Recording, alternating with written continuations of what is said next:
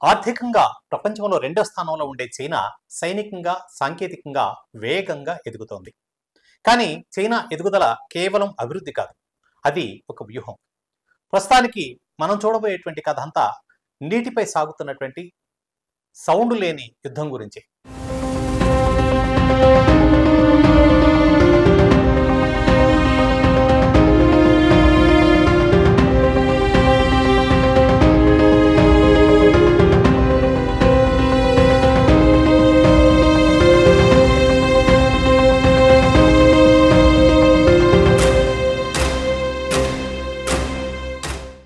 హిమాలయ పర్వతాల నుంచి జన్మించినటువంటి బ్రహ్మపుత్ర నది 3 దేశాల నుంచి ప్రవహిస్తూ కోట్లాది మందికి జీవనాధారం. కానీ ఈ నదిపై చైనా ప్రారంభించినటువంటి భారీ హైడ్రో ఎలక్ట్రిక్ డ్యామ్ ఇప్పుడు అంతర్జాతీయంగా కలకలం రేపుతోంది. చైనా టిబెట్ ప్రాంతంలోని మెడ్జోగ్ జాంగ్బో లో నిర్మిస్తున్నటువంటి ఈ డ్యామ్ ప్రపంచంలోని అతిపెద్ద హైడ్రో ఎలక్ట్రిక్ ప్రాజెక్టుగా మారనుంది. 5 దశల్లో పూర్తయ్యే ఈ నిర్మాణం ద్వారా చైనా 60,000 మెగావాట్లకు పైగా విద్యుత్ ఉత్పత్తి లక్ష్యంగా పెట్టుకుంది. అయితే ఇది కేవలం విద్యుత్ ప్రాజెక్టు మాత్రమే కాదు, ఇది చైనా వ్యూహాత్మక చతురత. ఎందుకంటే ఈ డ్యామ్ భారత్కు నీటి విషయంలో తలనొప్పిగా మారనుంది. బ్రహ్మపుత్ర నది 34% భాగం చైనాలో ప్రవహిస్తే 39% భారత్లో ఉంది.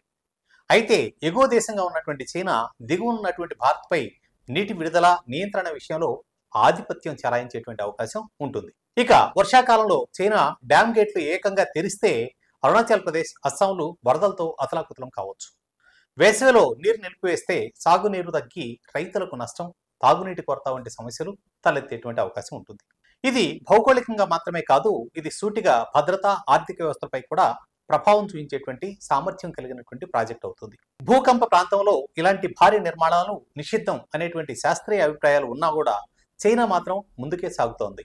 దీనివలన ఒకవేళ డ్యామ్ ధ్వంసమైతే తూర్పు భారత్పై ప్రభావం ఊహించదగింది కాదు.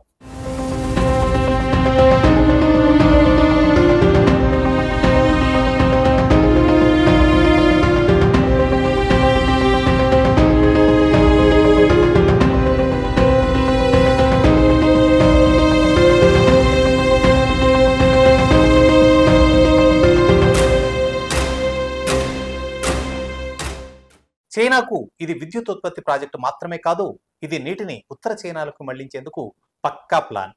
సో పక్కనే ఉన్నటువంటి భారత్ను నీటి కొరతతో అనగదొక్కే రహస్య ప్రయోగంగా విశ్లేషకులు భావిస్తున్నారు. అంతేకాదు, నీటి ప్రవాహాన్ని నియంత్రించడమే కాకుండా రాజకీయ ఒత్తిడి సాధించే ఆయుధంగా కూడా ఈ డ్యామ్ మారే అవకాశాలైతే ఉన్నాయి.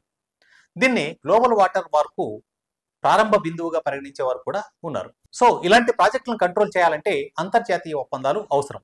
కానీ చైనా, ఐక్యరాజ్య సమితి 1997లో రూపొందించినటువంటి ఇంటర్నేషనల్ వాటర్ కోర్సెస్ కన్వెన్షన్ పై ఇప్పటికీ సంతకం చేయలేదు. ఇది భారత్కు మరింత సమస్యగా మారనుంది. ప్రస్తుతం భారత్, చైనా మధ్య బ్రహ్మపుత్ర నదిపై ఎలాంటి అధికారిక ఒప్పందం లేదు.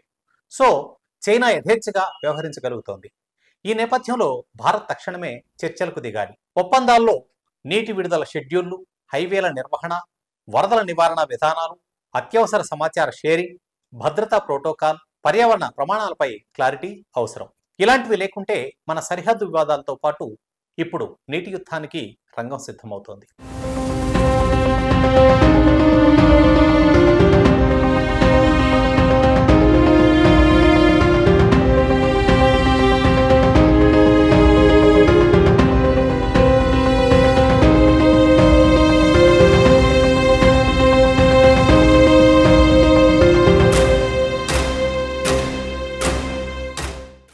చైనా నిర్మిస్తున్నటువంటి డ్యామ్ ఓ ఇంజనీరింగ్ అద్భుతంగా కనిపించవచ్చు, కానీ అది భారత భద్రతను గాయపరిచే ఆయుధంగా మారే అవకాశం ఉంది.